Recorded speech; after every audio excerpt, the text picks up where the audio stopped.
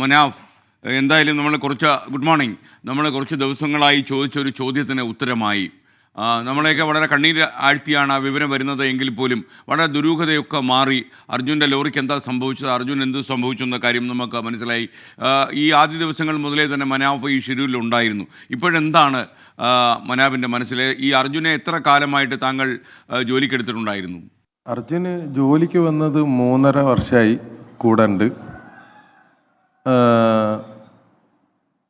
ഒരു എന്താ പറയുക, അവൻ്റെ ആ 3.5 വർഷത്തിൻ്റെ ബഹുഭൂരിപക്ഷ സമയം ഞമ്മക്ക് വേണ്ടി ചെലവഴിച്ച് ആ കാര്യം എന്താ പറഞ്ഞു കഴിഞ്ഞാൽ ഓരോ കാര്യങ്ങളും നല്ല വൃത്തിക്ക് ചെയ്യുന്ന ഒരു ആളായിന്. നമ്മൾ ആകെ ഒരു പ്രയാസപ്പെട്ട 71 ദിവസമാണ് കടന്നു പോയത്. ഇപ്പം അവനെ കിട്ടി, അതിൽ സമാധാനമുണ്ട്. സന്തോഷമില്ല, സമാധാനമുണ്ട്. ഞാൻ നമ്മളെല്ലാ ആളുകളും ചോദിച്ച ഒരു ചോദ്യമാണ് അർജുന എവിടെ എന്നുള്ളത്. ആ ചോദ്യത്തിനുള്ള ഉത്തരം ഇപ്പം കിട്ടിക്കഴിഞ്ഞ് ഇനി എത്രയും പെട്ടെന്ന് അവൻ്റെ വീട്ടിൽ എത്തിക്കുക എന്നുള്ളതാണ് ഞാൻ ആഗ്രഹിക്കുന്ന കാര്യം. ഞാൻ അർജുൻ്റെ അമ്മയ്ക്ക് കൊടുത്തിരുന്നൊരു ഒരു ഒരു ഉറപ്പുണ്ടായിരുന്നു, മോനെയും കൊണ്ട് ഞാൻ മടങ്ങി വരൂ എന്നുള്ള രീതിയിൽ.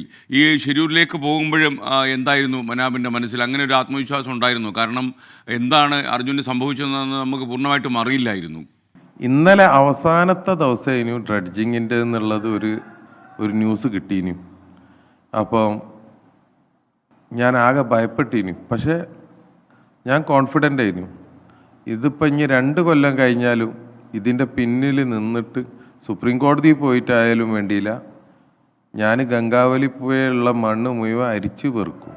അത് ഞാൻ തീർച്ചപ്പെടുത്തിയ കാര്യമായിരുന്നു. സമ്പാദിച്ച സ്വത്ത് മുഴുവൻ വിറ്റിട്ടായാലും വേണ്ടിയില്ല, അതിൻ്റെ പിന്നിൽ തന്നെ നിൽക്കാൻ ഉറച്ച തീരുമാനത്തിലായിരുന്നു. പക്ഷേ ദൈവം അങ്ങനെയല്ല തീരുമാനിച്ചത്. നാട്ടിലേക്ക് പോയിക്കോ എന്ന് തന്നെ തീരുമാനിച്ചത്. സന്തോഷമുണ്ട്. എൻ്റെ കൂടെ ഈ നിന്ന് തന്ന എല്ലാ മാധ്യമങ്ങൾ, പ്രത്യേകിച്ച് നിങ്ങളെ പോലെയുള്ള ആളുകളൊക്കെ ഈ വിഷയം ഒരുപാട് വേദികളിൽ പറയണത് നമ്മൾ ഈ 71 ദിവസമായിട്ട് കേൾക്കുന്നതാണ്. നിങ്ങളെ ഏറ്റവും ലീഡിങ് റിപ്പോർട്ടർമാരെ വരെ ഇവിടെ നിർത്തി ഇതിന് കൊടുത്ത പ്രാധാന്യം അതൊരിക്കലും നമ്മളാരും മറക്കൂല. എനിക്കറിയാം വണ്ടീൻ്റെ ഉള്ളിൽ ആ ഒരു ബർത്തുണ്ട്, ആ ബർത്തിൻ്റെ ഉള്ളിൽ അവൻ കിടക്കുകയായിരിക്കും. ആ കിടക്കുന്ന രൂപത്തിൽ തന്നെയാണ് നമുക്ക് ഓനെ കിട്ടിയതും. ഈ നമ്മളെ വണ്ടീൻ്റെ സ്പെയർ പാർട്സുകളൊന്നും അധികം കിട്ടാതായപ്പോൾ തന്നെ അതായിരുന്നു എൻ്റെ മനസ്സിൽ. ഞാൻ ഇതൊക്കെ ആരോ എന്നോട് പറയണമാതിരിയാണ് എനിക്ക് ഫീൽ ചെയ്തത്. ചില ഘട്ടത്തിൽ എനിക്ക് തന്നെ തോന്നിക്കണം എനിക്ക് ഭ്രാന്തായോ എന്നുള്ളത്. ഞാൻ ആ പോയൻ്റെ സൈഡിൽ കൂടെ എനിക്ക് വെയിൽ ഓർമ്മയില്ല, മഴ ഓർമ്മയില്ല, അങ്ങനെ ആയിപ്പോയി. ചിലപ്പോൾ എന്താ പറയുക, കിട്ടുന്നുള്ള ഉള്ളിലുള്ള ആ വിശ്വാസം കൊണ്ടായിരിക്കും ഞാൻ മഴ കുട ഉപയോഗിച്ചിട്ട് ഒരിക്കലും മഴത്ത് നിന്നിട്ടില്ല. മഴ കൊള്ളുകയാണെങ്കിൽ മഴ, വെയിൽ കൊള്ളുകയാണെങ്കിൽ വെയിൽ. പക്ഷെ അത്രമാത്രം മനസ്സിൽ ഉറച്ചു പോയിനു അവനെയും കൊണ്ടിട്ടേ വരുള്ളൂ എന്നുള്ളത്. അങ്ങനെ ഗംഗാവലി പുഴയിൽ ഇട്ടേച്ച് പോകാൻ ഉദ്ദേശിച്ചിട്ടില്ലേനും അത് തീർച്ചയാക്കിയ വിഷയേനും. ഇതിൻ്റെ പേരിൽ ഞാൻ എൻ്റെ കച്ചവടം മറന്നുപോയി, ഞാൻ എൻ്റെ ഫാമിലിനെ മറന്നുപോയി. പക്ഷെ ഫാമിലിനോടും എൻ്റെ മറ്റ് ജോലിക്കാരോടും ഇതൊക്കെ നോക്കിക്കോളും എന്നുള്ള ഒരു വിശ്വാസം കൊണ്ട് എന്താ പറഞ്ഞാൽ ഇതുമായിട്ട് മുന്നോട്ട് വന്ന് അതിനൊരു റിസൾട്ട് ഉണ്ടായി. ഇന്നലെയും കൂടി ഉണ്ടായില്ലെങ്കിൽ ഞാൻ ഇനി ഒരുപാട് കാലം കൂടി ഓടേണ്ടി വരുന്നു. ഇനി ഓടാത്ത ഒരു സ്ഥലമില്ല. ബാംഗ്ലൂർ ആയിക്കോട്ടെ, തിരുവനന്തപുരം ആയിക്കോട്ടെ, നിരന്തരം ഓടിക്കൊണ്ടിരിക്കുന്നു. അതിനൊരു അന്ത്യമായി എന്നുള്ളത് സമാധാനമുണ്ട്. മനാബിനെ ഇപ്പോൾ സോഷ്യൽ മീഡിയയിലൊക്കെ ഒരുപാട് പേര് അഭിനന്ദിക്കുന്നുണ്ട്. മുഴുവൻ ആളുകളും മനാബിനെ കുറിച്ച് തന്നെയാണ് സംസാരിക്കുന്നത്. ഇപ്പം നമ്മുടെ പ്രേക്ഷകർ തന്നെ പറയുന്നു നല്ല മുതലാളിയാണ് ഇക്ക എന്നൊക്കെ പറഞ്ഞ് ചില പ്രേക്ഷകരൊക്കെ എഴുതുന്നുണ്ട്. ഞാനതൊക്കെ കാണുന്നുണ്ട്.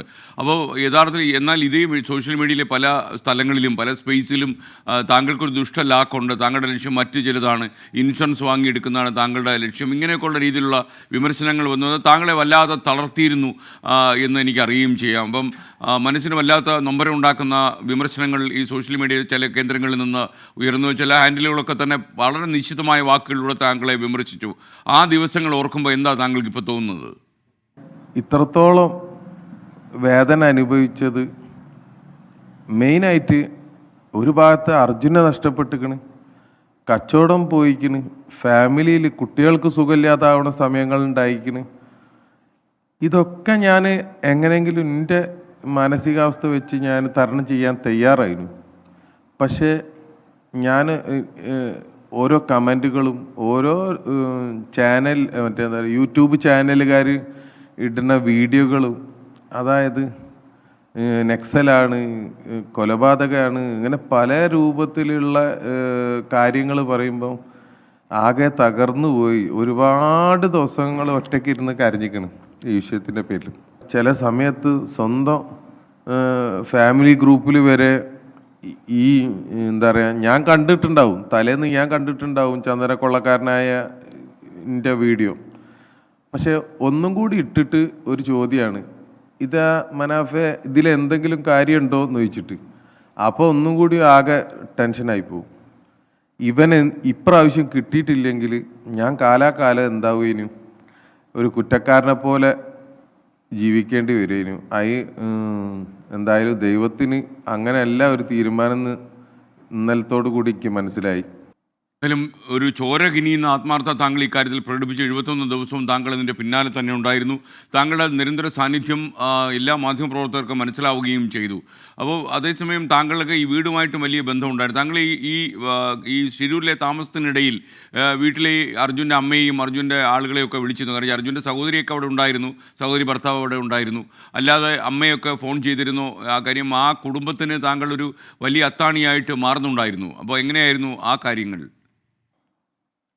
തീർച്ചയായിട്ടും ഡെയിലി അമ്മൻ്റെ മെസ്സേജ് വരും, അതായത് വോയിസ് മെസ്സേജ് വരും. അമ്മ എന്നും മെസ്സേജ് ചെയ്യും. തളരരുതേ എന്നാണ് എപ്പോഴും പറയുക. ആര് തളർന്നാലും മനാഫ് തളരരുതേ എന്നറിയും. കറക്റ്റ് ഞാൻ തളർന്ന് നിൽക്കുന്ന സമയത്തായിരിക്കും ആ ഒരു മെസ്സേജ് വരിക. അപ്പം അത് വല്ലാത്തൊരു ഊർജ്ജമാണ് നൽകുന്നത്. ഫാദർ മരിക്കുമ്പോൾ ഒന്നുമില്ല ഇനി കയ്യിൽ. അവിടുന്ന് ഞാൻ എൻ്റെ ചെറിയ അനിയനെയും കൂട്ടിയിട്ട് ഈ ബിസിനസ്സിൽ വരുമ്പോൾ ജോലിക്കാരാണ് നമ്മളെ വളർത്തിയത്. അപ്പോൾ ഞാനിപ്പോഴും വിശ്വസിക്കുന്നത് ഞാൻ അർജുനൊന്നും ചെയ്തു കൊടുത്തിട്ടൊന്നുമില്ല. അതായത് എൻ്റെ ജോലിക്കാരാണ് എൻ്റെ വീട്ടിലേക്ക് അരി വാങ്ങാൻ സഹായിച്ചത്. അപ്പം അതിലൊരാൾ ആപത്തുപെട്ട് കിടക്കുകയാണ്. ഞാൻ തിരിച്ചു കൊടുക്കേണ്ട സാധനമേ ഞാൻ ചെയ്തിട്ടുള്ളൂ. ഞാൻ എൻ്റെ ഒരു ഫ്രണ്ട് ഉണ്ടായിന്. ഫ്രണ്ടിൻ്റെ മോക്ക് എന്നോട് ഇന്നലെ രാത്രി സംസാരിക്കുന്ന സമയത്ത് ഞാൻ ആ കുട്ടീനോട് പറഞ്ഞത് ഇത്രയേ ഉള്ളൂ, ആകാശം മുട്ട വളരണം, പക്ഷേ ഒരു കാര്യം ശ്രദ്ധിക്കണം, കാല് നിരത്ത് ഉറക്കിണ്ടോ എന്നുള്ളത് ശ്രദ്ധിക്കണം.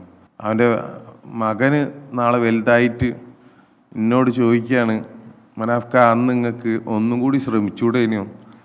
അപ്പം പിന്നെ ഒന്നും പറയാൻ പറ്റില്ല. ഇത് സമയമാണ്. ഞാൻ ഈ കാട്ടിയ തിടുക്കം കൂട്ടലുകൾ അതിൻ്റെ ഉദാഹരണം, അതിൻ്റെ ഒരു ഇതാണ്, മറുപടിയാണ്. അവൻ്റെ ശരീരത്തിന് എന്താ പറയുക, എല്ല് പോലും ബാക്കി ഉണ്ടാവില്ല എന്ന് പറഞ്ഞുകൊടുത്തുനിന്ന് ഒരുവിധ എല്ലാ സംഭവങ്ങളും അവൻ്റെ ശരീരത്തിൽ ബാക്കിയായി. ഞാൻ പല സ്ഥലത്തും പറഞ്ഞു വയ്ക്കുന്നു, ഇനി ഗംഗാവലി പുഴയിലാണെങ്കിൽ മീൻ കൊത്തിപ്പോണതിന് മുമ്പേ, അവൻ്റെ ശരീരം നശിച്ചു പോണതിന് മുമ്പ് അവൻ്റെ വീട്ടിലെത്തിക്കണം എന്നുള്ള ഒരു അതിൻ്റെ ഒരു തിടുക്കം കൂട്ടലും കൂടി സത്യത്തിൽ എൻ്റെ ഈ പ്രവൃത്തിക്ക് ഞാൻ ചില സ്ഥലത്തൊക്കെ പെരുമാറൽ 10-15 സ്ഥലത്ത് ഞാൻ പോലീസുകാരായിട്ട് 10-15 പ്രാവശ്യം ഞാൻ പോലീസുകാരായിട്ട് ഏറ്റുമുട്ടിക്കുന്നു. അപ്പം ആ തിടുക്കം കൂട്ടലൊക്കെ ഞാൻ അങ്ങനെ ആയിട്ടല്ല. എൻ്റെ ഉള്ളിലുള്ള ഭയം എന്ന് പറഞ്ഞു കഴിഞ്ഞാൽ ആ ശരീരെങ്കിലും അവൻ്റെ വീട്ടിൽ വൃത്തിക്ക് എത്തിക്കണം എന്നുള്ളതാണ്. മനാഫ്, യഥാർത്ഥത്തിൽ ഈ 71 ദിവസത്തെ താങ്കളുടെ ഷിരൂർ വാസത്തിനിടയിൽ താങ്കളെ ഏറ്റവും മനസ്സിനെ മതിച്ച വിഷയം എന്തായിരുന്നു?